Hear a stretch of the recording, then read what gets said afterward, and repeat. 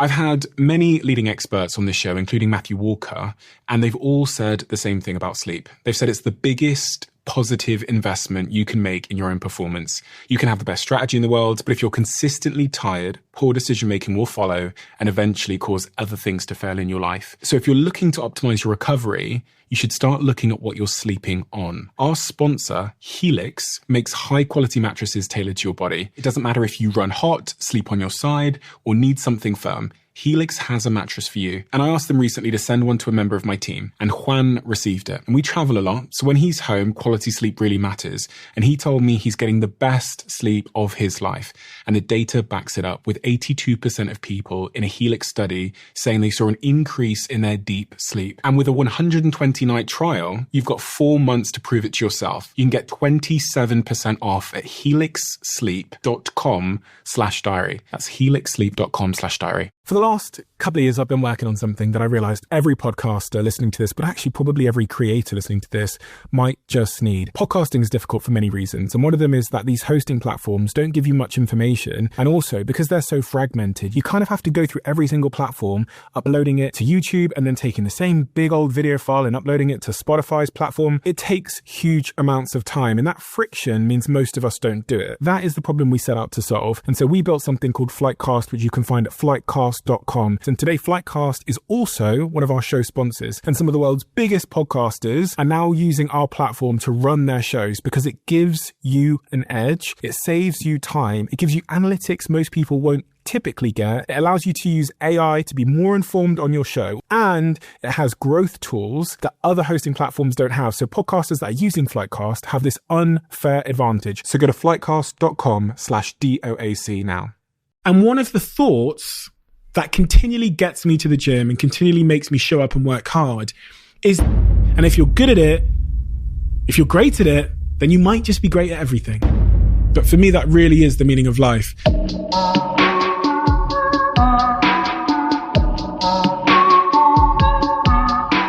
On this week's podcast, we're going to do something very different. Something I've never done before, but something that you've requested time and time again. This week, I posted online asking you to ask me any question about me, my life, my business, whatever you want to ask me. And I promised that in return, I would give very brutally honest answers. My team went through all of the questions that were submitted, and they went through and picked the ones that they thought were most interesting. They've written them in my diary here. So I'm going to start from the top and answer these questions with the objective of giving you the most valuable, honest advice that I possibly can. So without further ado, I'm Stephen Bartlett, and this is the Diary of a CEO. I hope nobody's listening, but if you are, then please keep this to yourself.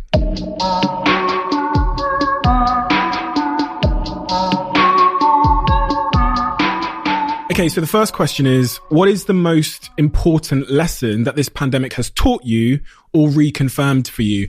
And for me, that is, it relates back to a podcast I did at the start of the year. And it's that uncertainty is not predictable, but it's preparable. And I don't actually think that's a word, but here's what I mean. What I know for sure, and this relates to everybody, is that your life is, of course, going to be full of a lot of joy and amazing things and breathtaking moments and rapturous moments of ecstasy, right? But it's also going to be riddled with moments of unexpected uncertainty and chaos. Joy is much easier to handle. You just kind of let go and go with it, right? The good times, not a lot of action or thought required. But uncertainty and chaos require a real rigid set of principles. And for me, those principles over the last 12 months have become acceptance, optimism, and action. And these three principles have a real linear connection to the outcome you're seeking. Without acceptance, when bad things happen, there's no optimism. And without optimism, there's no action. And without action, there's often no victory, or at least victory is delayed and hard times are elongated. So when bad news visits, whether that's being unexpectedly fired from your job or dumped by your partner or evicted by your landlord or losing a loved one in the case of a pandemic, you have to do everything you can to stick to these principles despite the intense cloud of natural emotions that will try to convince you and me otherwise. And, I do a lot of sort of introspective thinking for a living, and even I am not immune from letting emotion get the best of me in times of intense chaos.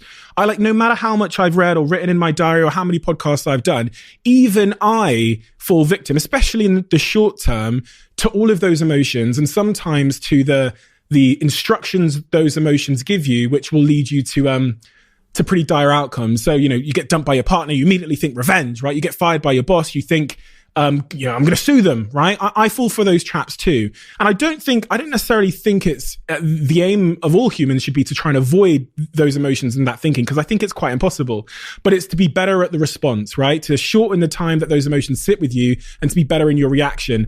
And I want to clarify that acceptance, when I talk about acceptance, it doesn't mean being emotionless. It can often mean the exact opposite. You have to accept how you're feeling, accept what's happened, and importantly, retire from trying to change the unchangeable or from wallowing in regret. And you have to do everything you can to get yourself to a place of optimism. I see that as your responsibility. People won't like me saying that, right? People typically, especially in hard times, don't like to delegate responsibility to themselves. So as hard as it can be, you have to find and create hope for yourself and have faith, just like everything else has in your life, that this too shall pass. And then you have to use that optimism to drive you into action, which is, for me, the third principle that I've learned over the last 12 months. If your partner's dumped you, it's time to dust yourself off and get yourself into the gym to fight back. And I don't mean fight back as in bomb their house. I mean fight back in a mental capacity, to stop stalking their Instagram, to triple down on your friendships and your meaningful relationships, to stand tall and weather the unavoidable emotional storm and have faith and acceptance sit by your side. The opposite of these principles, of course, is like denial, is pessimism, and is inaction. And these are the principles of a baby gazelle that's decided to fall asleep with its toes dipped into crocodile-infested waters. This is a decision to lose twice. And when I say L, right, I mean loss. And when unexpected chaos happens, like this pandemic, which smashes our businesses and destroys our social lives and apparently steals a year from our youth, the first L we take is involuntary. Shit happened and you didn't choose it. Totally out of your control. I get that.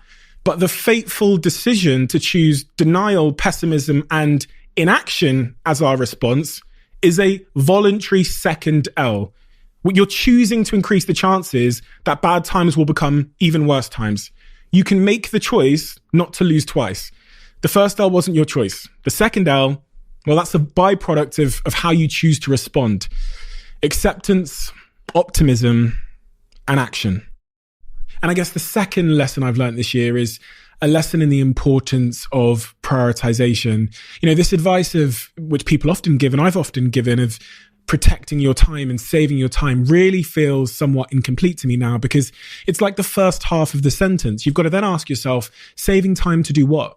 Saving time just to spend more of it doing the wrong things? Saving time to spend more of it being more productive just so you can get more work done?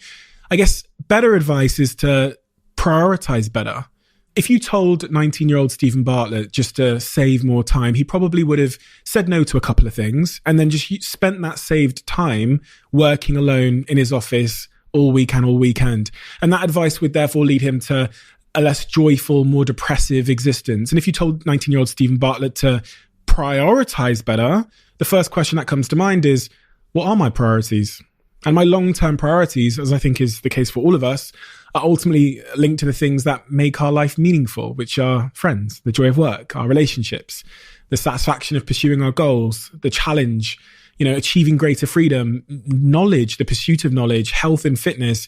And I guess I would have reviewed the allocation of my time through that lens. I would have saved time only on the things that aren't connected to my macro priorities and reinvested it in better places. And this year, because we've, been forced to realize what matters in many cases, I guess now I'm not trying to save time just for the sake of spending it more on optimizing my productivity. I realize that that's an incomplete sentence, and really the most important thing is just to prioritize all of my time better and allocate it to those things that ultimately will matter the most. Okay, so the next question in my diary is, how do I maximize my earning potential? Let me tell you a little bit of a story based on a friend of mine and his company. My friend has a business which is listed on the stock exchange in Germany, one of the very small stock exchanges in Germany. And having spoken to banks and from my own knowledge of how the stock market and the public markets work, him and me both know that right now his business is worth $1 billion because of the stock exchange he's on. If he moves his business to the New York Stock Exchange, the banks and everybody knows that the valuation will be $4 billion. It's the exact same company, The exact same team, the exact same products, the exact same mission. Everything's exactly the same. But because he's on the wrong stock market, because he's on the wrong stock exchange, the value is 25% of what it would be if he just took that same business, the same people and the same products, the same skills, the same experiences, and just moved it to a different stock market. And I reflect on this analogy as a wider, broader sort of life analogy, because if I look at my career decisions over the last, I'd say 10 years, I remember working in one call center in Plymouth in Devon, where I was getting paid about £4 per hour. And for whatever reason, I decided to move to a different call center with the exact same skills, the exact same experience, and I got paid 10 times what I was getting paid at that call center. And this is what I've started to notice in my own life is I've had this particular set of skills, whether it's social media, storytelling, marketing, brands, whatever you want to call it, for the last, I don't know, maybe 6-7 years. And as I've moved into different rooms and different markets and different companies and different industries, I've noticed that that exact same set of skills is valued completely differently. And this made me reflect, with that story of my friend's business in mind, that one of the questions you have to ask yourself sometimes in life isn't just, how do I improve my skills? But it's like, how do I maximize the earning potential for my skills? And where are my skills going to give me the greatest reward? Let me give you another analogy just to cement the point. My ex-girlfriend is a flight attendant, and she currently flies for Emirates, right? And Emirates they pay okay, right? A lot of lifestyle perks there, but they pay okay. She's told me that she'll get paid up to 10 times more if she manages to get a job flying on private jets because of tips and things like that. The same set of skills, 10 times the return for the same set of skills if she can move her skills to a different theoretical stock exchange, if you get what I'm saying. And this is just like one of the principles I've learned about life over the last year, because skills I was paid, X amount for a couple of years ago, I'm getting paid 10, 20, 30, 40, 50 times for the same set of skills, just because I found a market where those skills are more in demand, they're higher valued, and they're probably more rare.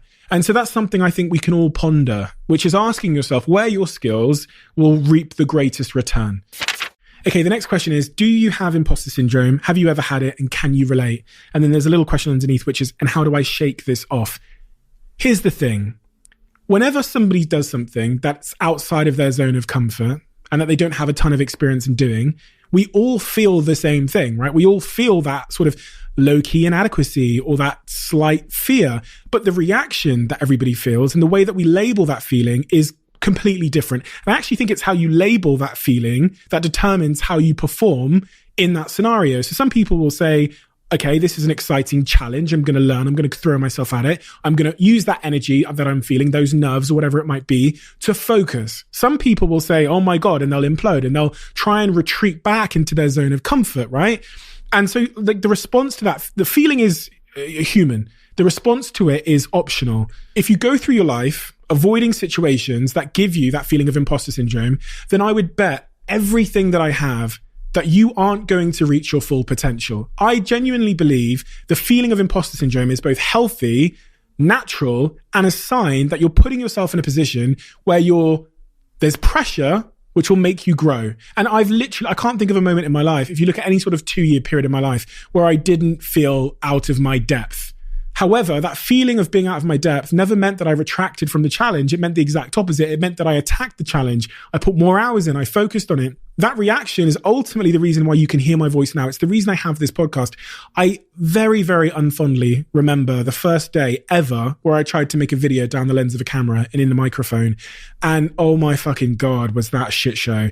My friend tells me we should make a YouTube video. It's about something political. So I sit in his house. He turns the cameras on, puts a microphone on me, and I sit there and try and get just 2 minutes of spoken word out down this camera of the lens.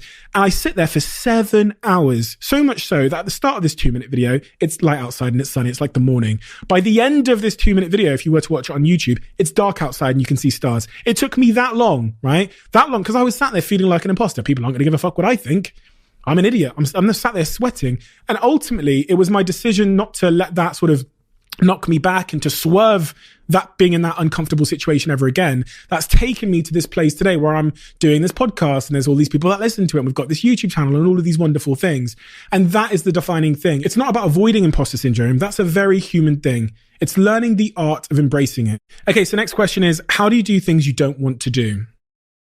I've had this cross my mind a lot lately, and I'll tell you why, because I've committed myself to working out in the gym downstairs every single day. And I have been going every single day for many, many months now. I think the first time I started going gym consistently was actually March last year when all of this craziness was thrusted upon us. But some days, as I've talked about in this podcast, and I know people get tired of me talking about the gym, but it's just a place where you learn so much about yourself and discipline and your body and your brain and all of that. So I always refer back to it. But some days I just can't be bothered. I can't be bothered to go. I can't be bothered to train hard when I'm there. And in many ways, that's kind of like synonymous of life. There's so many things in life that I just don't want to do. And one of the thoughts that continually gets me to the gym and continually makes me show up and work hard is this principle I live by, which is comfortable and easy are like really short-term friends, but they're long-term enemies. And here's what I mean by that. Comfort in the short term makes me feel warm and fuzzy, but then it might lead me to being obese and having arthritis and having high blood pressure and having a heart attack in the long term. So like comfort and easy, I just view, so anything that's comfortable and easy, like super comfortable and is, inherently avoiding hard work or discomfort, I kind of view that decision or that thing with skepticism. I think you're trying to fuck me in the long term, aren't you? And I genuinely cognitively have that thought process sometimes when my brain flutters and flirts with the idea of, oh, just skip it, Steve. You don't really want to do that. Just, get an early night and swerve that thing. I think that's going to stab me in the back one day. In 12 months time or 10 years time, that decision to choose comfortable and easy as my friends, well, they're going to become enemies and they're actually not on my side. If you're looking for growth, my general principle is to choose the challenge. I'm not saying choose the thing that you fucking hate. I'm not saying choose the toxic thing that's going to destroy your mental health. I'm saying if you're looking for growth and you're looking to achieve the future that you envisage in your mind, your ambitions, then you should choose the challenge. And that's the thing that I continually come back to every time, Steve, it hits 6:30 and I know I've got to go to the gym in half an hour and I'm manically busy and everything in my head is saying, make an excuse. No one will know. Go tomorrow. Just tell yourself you'll go tomorrow. You'll do it another time. Procrastinate. Or when I get to the gym and I don't really want to show up and I don't want to work hard, the same little thoughts whisper in my brain. But then I think maybe that's the enemy. Have those thoughts really got my long-term ambitions and my values in mind? They nearly always haven't. And that goes back to the podcast I did with Nir Ayel, where he says that, when we try and procrastinate or we convince ourselves to do the things we don't want to do, it's because of some kind of psychological discomfort. It's because I know that these weights are heavy and I know that it's uncomfortable and I know that I'm tired. And those are, if you are able to overcome those moments where it's easier to quit, those are your growth moments. Those are, in fact, the most valuable moments. And this again comes to another point, which I always think, which is the moments where I want to quit, right? The days that are the hardest to get myself up and going are probably by definition the most valuable moments to overcome, because that's probably, again, thinking logically, where most people decide to stop. So, that's where the greatest returns are. And it sounds like fluffy bullshit in hindsight. No, I think this. I think that in the moment. I think it before I go to the gym. I think, yeah, this is the day when most people wouldn't go, after the week you've had, right? So hopefully that helps. And the conclusive point here is like you're connecting yourself to who you want to be in those moments. You're reminding yourself of the person you want to become. And this, I read this on Twitter, I think 9 months ago, but it's stayed with me ever since, which is how would the person you want to become behave right now? And if you ask yourself in those moments, how would the person I want to become behave right now? What are the decisions the person I want to be would be making? That's usually a good way to decide what the best answer is, right? Hope that helps. Okay, so the next question's a very deep question. It's, what is the meaning of life? Very good question. Something I've actually pondered a little bit over the last year or so, as I've got more into Elon Musk's work and space and his motivations for wanting to to understand meaning. He actually says that when he was really, really young, he started pondering the meaning of life and actually made him depressed. And it wasn't until he read Hitchhiker's Guide to the Galaxy that he found some meaning and optimism. But to answer that question myself, I would say the meaning of life is to create and live a meaningful life. I know that sounds like a bit of a cop-out, right? But in what you consider meaningful is totally subjective, and nobody can tell you what that is or what it isn't. But I think you can spot it when you get that feeling inside yourself that your efforts are resulting in progress or outcomes that feel deeply worthwhile and fulfilling to you in any facet of your life, whether it's raising your dog or whether it's your relationships or your work or whatever it might be. And some people find that sort of connection and meaning in building their businesses, in writing, in hobbies, or training their body through exercise or raising kids or practicing their religion. One of the most important things I've learned on this podcast from interviewing guests and asking them about the toughest moments in their life, specifically guests that suffered with depression. I remember we had Dan Murray on the podcast who had lost his father and talked about how it wasn't until he did ayahuasca and saw that the world was interconnected that he refound his meaning. And we also had Ben Williams on the podcast who said he was suicidal and considering taking his own life until he saw an advert to be a military commando and went off on that journey to pursue his intrinsic career ambition of becoming a commando, that he found meaning in his life and stability. And also from writing my book, there are some just crazy mind-bending studies that I read about in the preparation for my book that totally changed my thought process on this. One of them, right, is studying Johann Hari's work and the work he's done to understand the true causes of depression and anxiety.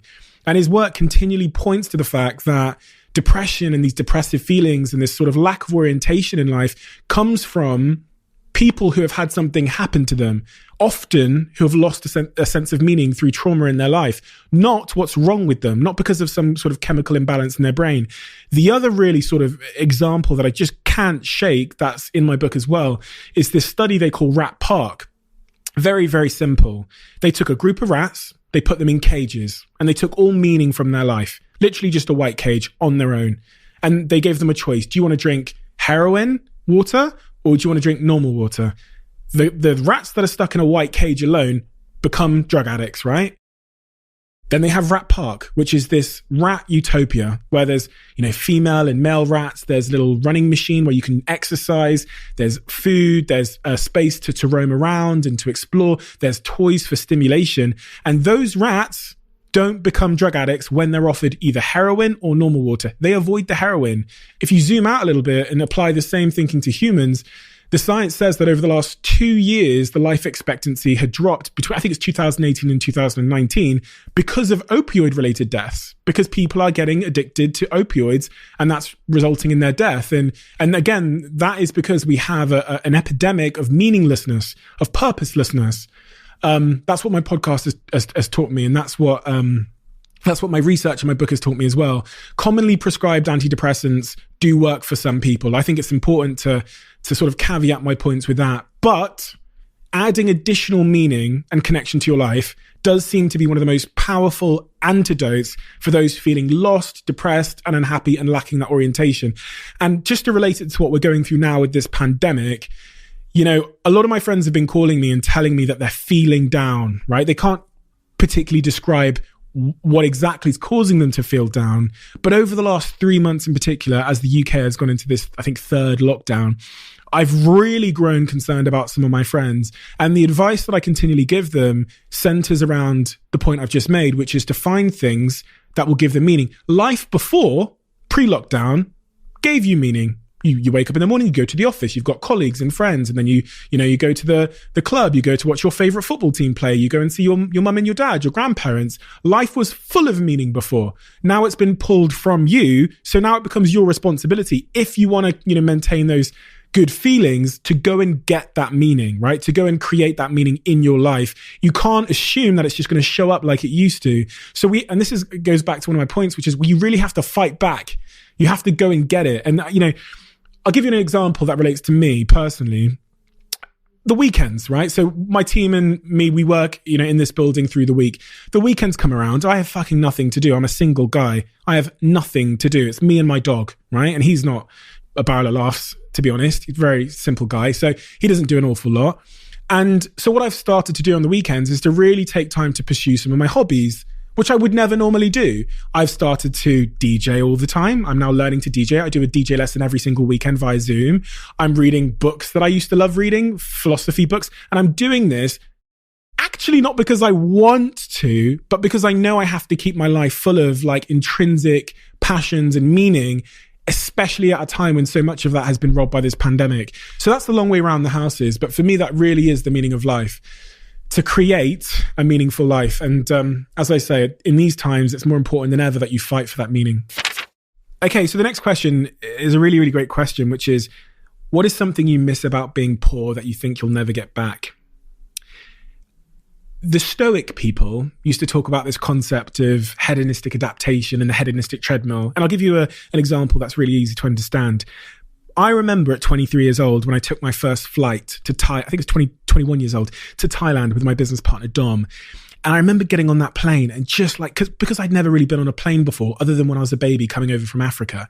I remember like being so in awe of the fact that we were on this like metal ship that was flying across the ocean, and they were like giving me snacks and free water and do I want a Coke? And I'm sat there in the economy section, just like, oh my God, right? Totally like full of like joy and appreciation for everything. And the principles of like hedonistic adaptation say that once you've been exposed to a certain level of joy or a certain level of like, I don't know, gluttony or like, material possessions, your satisfaction starts to decay over time. And obviously as I got, more and more money and I got on flights every week and then eventually I upgraded to business class and then like first class and, even got myself on a private jet a couple of times, your appreciation for the small things wanes. The Stoic people would take the good things out of their life as a practice just so that they would appreciate them again. And I think that's one of the things that I definitely miss. I've got nice things all the time, and that is a blessing and a curse. Imagine some rich guy talking about he's sick of nice things, but there's truth to that. Like you lose appreciation for things that used to mean so much to you. And when you look at hedonistic adaptation and the hedonistic treadmill, you now require even more to give you that same level of thrill and joy and satisfaction. That's a really sad thing. It's kind of an unavoidable thing to some degree, but with all things in life, you can really make a conscious effort to be grateful and to take moments, not to let life pass you by, all these wonderful things pass you by. So the other point is, there's that phrase, ignorance is bliss, and it totally applies to this question as well. When I was 18 years old and I thought the meaning and point of life was to buy fast cars and to have $1 million in the bank account and to pursue those kinds of things, there was some bliss to that.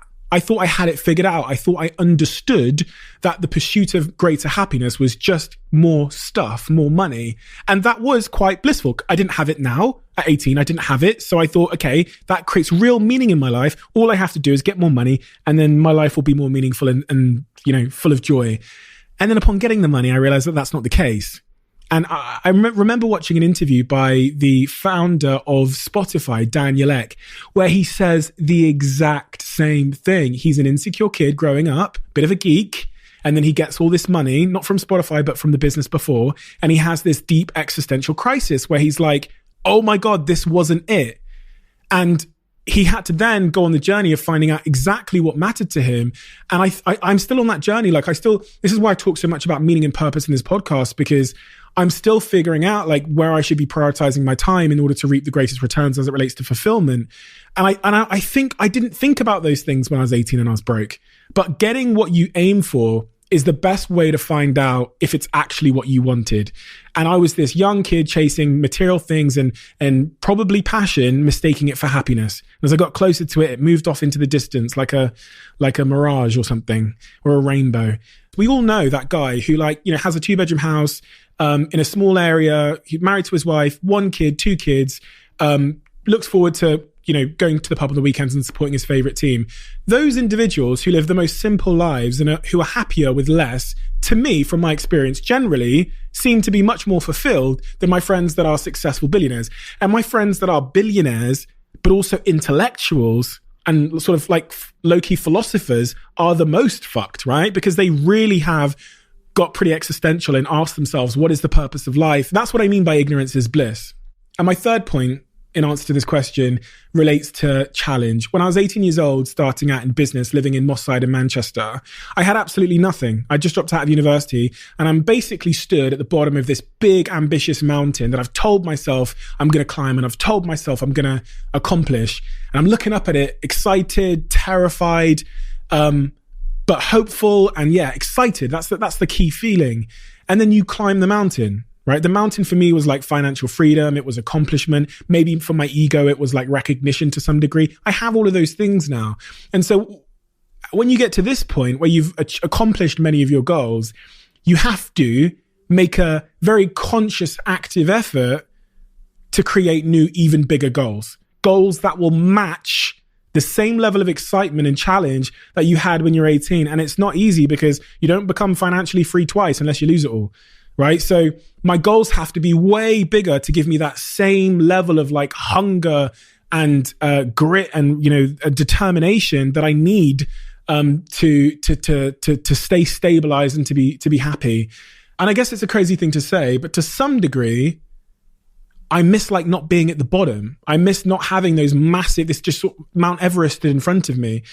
And this is what I've seen in, many of my friends who are entrepreneurs and even some of my idols is when they get to that point, when Elon sold PayPal or when, Bill Gates sold Microsoft, they then go and take on some of these tremendous, philanthropic challenges. It's no surprise that every billionaire becomes this crazy, massive philanthropist and tries to take on some of the world's most existential problems, right? It's no surprise that Elon is doing, trying to save the planet and take us to a new one because he will not be able to find a sense of fulfillment and happiness in doing another PayPal. He just won't find it. And in many respects, this is why I think people who are tremendously ambitious have a bit of a curse. I've spoken to a lot of my friends that run businesses. You are obsessive about progress and challenge and ambition and reaching the next milestone. And I think a lot of them would actually, if they could just press a button and trade their life for a much simpler life, someone who doesn't wake up every single day and check their WhatsApp for 30 different messages about their business on fire in 5 different countries. If they could press a button and live a simple life and be content in that life, I think most of them probably would. Many of them would. If they wouldn't, maybe they're twisted enough not to realize that the meaning of life is to be happy. So if I gave them a happiness button, maybe some of the psychopaths would still opt for their current life. I've got one particular friend in mind who I won't name, who sat me down about 2 years ago, and he's very, very successful. He's probably a billionaire by now.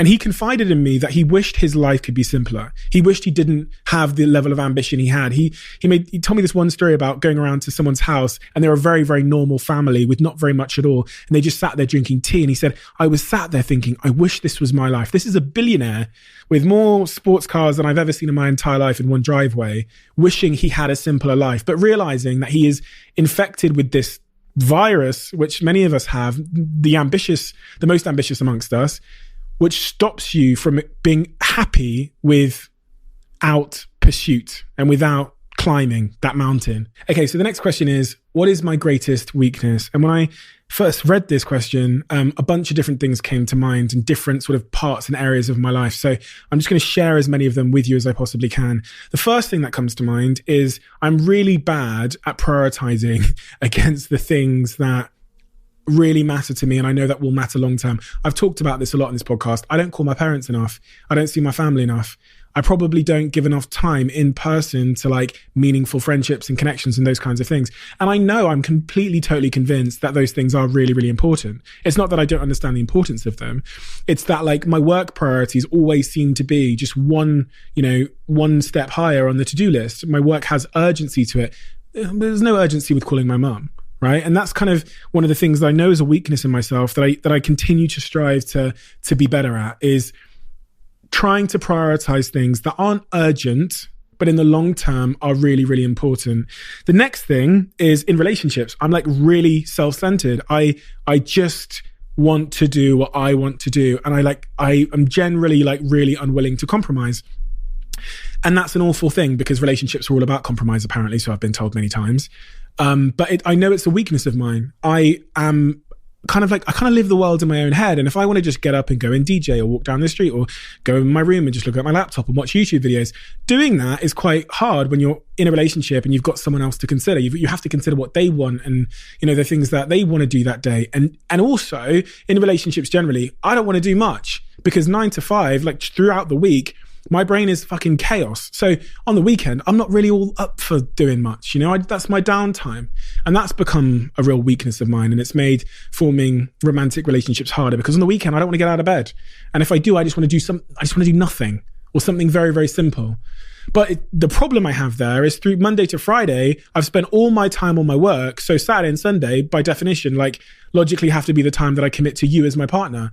So this is why I continually struggle in relationships, because Monday to Friday, it's not about you. And on the weekend, it's about me. It's about me and my downtime watching Manchester United play. And I have to learn to compromise. I'm sure a lot of people can relate to that. The last thing would be, because I'm so mentally bombarded with a billion things I have to do at all times, over the years, the one thing that I've definitely noticed in myself is I get more and more arguably rude and to the point, which is like when at the start of my career, I had more time and there were less tabs open in my brain. So I could take more time about how I respond to things and I could be a little bit more fluffy and soft and whatever. But when you have tons of urgent priorities, your brain is so funny. I was talking to a friend about this morning, in fact, and I was just giving some feedback to one of the teams I'm working with at another company, because the CEO had basically got in touch and requested that all comms become much more streamlined. Because when the team were using extra words, he basically, to some degree, gets a little bit frustrated with that because we're trying to move fast as an organization. And I totally related to that. I noticed myself getting annoyed when anything takes longer than it should. And this is something that's really changed, like totally changed in the last couple of years. So I guess the thing that I have to be aware of is that even in the situations where I'm just desperately trying to save time, is that I don't compromise on being a decent human being. And I can't explain to you how hard this is, because we tend to have a philosophy for how we act and how we behave. And that philosophy sits deep within us. And whether it's a landlord showing me around a new apartment or a new office, or whether it's an email or whether it's a phone call, the philosophy tends to be the same, right? And it's hard to switch between different philosophies. So I tend to treat very personal things sometimes in my personal life, whether it's a landlord showing me around an office, with the same rapid urgency, or my mum having a conversation with me with the same rapid urgency that I might treat business things. And I need to get better at like switching between the contexts and behaving differently in each scenario, and realizing that in some scenarios, the saving of the time is not more beneficial than the just remaining a decent person and like engaging in the situation. It's hard. And I say it's hard, not just because of my own experiences, but I've seen pretty much, I'd say over 70% of the highly successful people I know become so incredibly impatient that it almost verges on looking like rudeness, like they don't care about you, and like they are not present when you're with them. Now, this is a really hard point to explain, but I think people who are incredibly busy will understand this. Over the last couple of years, I've noticed that I've got incredibly impatient with any request I get. And it's something I've noticed not just in myself, but in some of my friends who run very, very big, really, really sort of ambitious global businesses who are constantly bombarded with stuff. They are some of the most like antisocial, slightly rude people I've met. You just can't get 10 seconds of their attention. And like, just to give you context of what's going on in my head now, right now, as I'm making this podcast, I know that I'm missing this phone call with this PR firm. I know that I've got this major IPO coming up with this one company. I know I've got this board meeting coming up with this company. I know I've got this IPO coming up, got this other conversation about joining this board and this other IPO coming up. And I've got all of these other personal things going on in my life. And this, I've got to record this podcast. My brain has just got all these tabs open. So when my PA walks up to me and she goes, "Hi, Steve, how's your day going? Would you, shall I buy Pablo some dog food?" It's almost, the only way I can describe it is the question is like an irritant. And what I've learned over the years is like, I have to understand that people don't understand. And I have to try and respond on that basis, which sometimes, especially when I'm like really tired, can be a challenge. Something that I've really tried hard to work on, but I'm still like really not that great at, is remembering to be like gracious and just a decent person, irrespective of what's going on in my head, and treating people and being super polite and trying to be my best self every single day in every interaction. I talked on this podcast once upon a time about the day I got on a plane, I was sat in business class and I look up and it's that guy from Man vs. Food. And we were running at the time one of the biggest food publishers in the world, Love Food. And so I messaged the Love Food team. There was about 150 people that got this message in the social chain chat at the time. I said, "Oh my God, that guy from Man vs. Food is on the plane." And they all said, okay, go up to him and ask him this like famous social chain question we have, which is, what's your favorite sandwich? Long story short, when you join social chain, you get asked the question, what's your favorite sandwich? So I jump up and I walk over to his seat in business class and I say, hey, got quite, boom, shuts me down. Not right now. Like shouts in my face.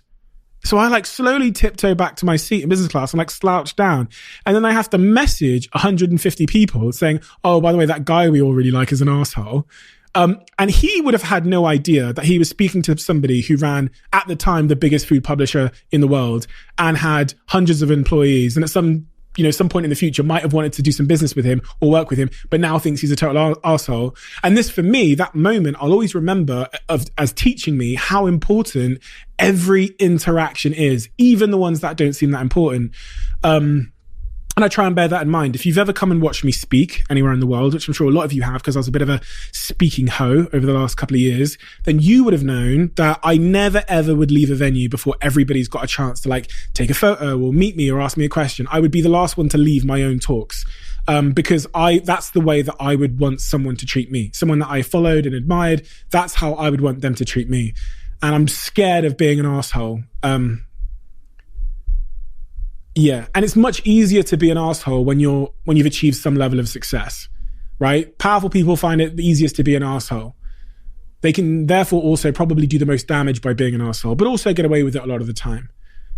I believe in being a good person as much as I possibly can be. And I'm like clearly imperfect in many, many ways. And I still struggle with this, but I'm doing my very best to be a good person, and to be kind and to never forget who I am and where I come from. Okay, so the next question is, I'm scared to post my business online at the risk of failure or humiliation. Do you have any advice?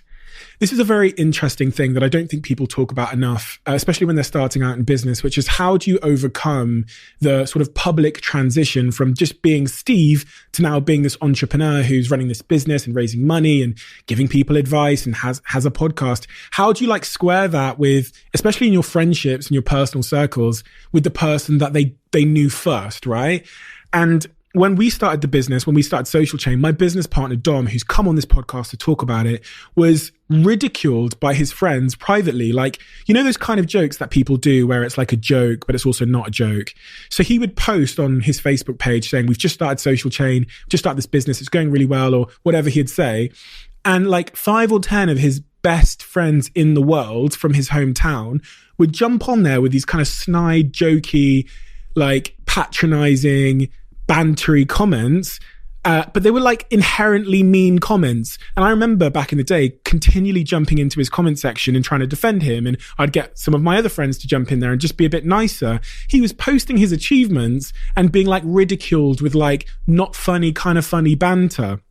And for me, as I reflect on what that actually was and the psychology behind his friends and knowing his friendship group back home, I'll be completely honest, I think his friends saw him changing and somewhat didn't like who he was becoming, because his success kind of alienated them.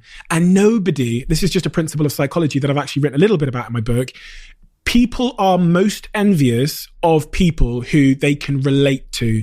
So if your colleague at work or your friend or someone your age is achieving huge amounts of success and they look like you and went to the same school and came from where you come from, that inadvertently shines a mirror on you. It means you've got no excuse, and that your, success or lack thereof is probably a consequence of your own actions. And as humans, we just don't like that thought. And so my business partner Dom's social circle back home, many of them, not all of them, there was 1 or 2 key exceptions, were trying to rein him in and saying, you're one of us, stay here, don't become something that we can't resonate with. And if you find yourself in the scenario that Dom did, you basically have a really simple choice to make. It feels complicated and it feels like a bit of a minefield, but it's not. The central question and the most important question you have to ask yourself is, who do I want to be and what makes me happy? And this is a point you can extrapolate to any sort of area of your life, even those outside of your career. Who do I want to be and what makes me happy?